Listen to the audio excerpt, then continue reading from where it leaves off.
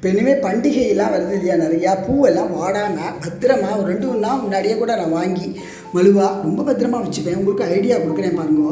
இந்த பூ எல்லாத்தையும் முதல்ல இந்த மாதிரி தொடுத்தோன்னா கூட தொடுத்த பூவையும் அந்த மாதிரி வைக்கலாம் பத்திரமா. இப்போ நான் பாருங்கள், நந்தியாவட்டை நம்ம வீட்டில் பூக்கிற பூவெல்லாம் நிறையா இருக்குது. எல்லா பூவும் அத்தனை தினத்தான பூவும் பூக்கிறது. அதை பறிச்சுன்னு வந்து அப்படியே நல்லா தண்ணியில் போட்டு நல்லா ஒரு அலசிடுங்க. நல்லா பயப்படவே வேண்டாம், அந்த பூ ஒன்றுமே ஆகாது. நல்லா அலசி அதை ஒரு வடிகட்டியில் போட்டு அதை எடுத்து ஒரு நல்ல ஒரு ஏர் டைட்டாக ஒரு பிளாஸ்டிக் டப்பாவில் ஜலம் வடிஞ்சோடனே அப்படியே போடுங்க. அந்த கொஞ்சம் ஜலம் இருக்கிறதோடையே போட்டுட்டு மூடி வச்சுட்டேன்னா அப்படியே இருக்கும். நாளைக்கு நைட்டு எடுத்து அதை கட்டலாம்.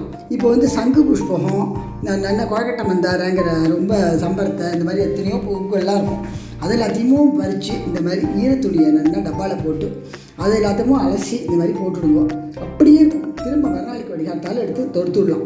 இப்போ ஊசியில் எடுத்து பாருங்க, மாலை கட்டி நான் வடிகாத்தாலையோ இல்லை உங்களுக்கு நேரம் இருக்கிற போது தொடுத்து இந்த மாதிரி ஈரத்துணியை வச்சு இந்த மாலையை வச்சு நல்லா அழகாக மூடி ஏர் டைட்டாக வச்சுருவோம்.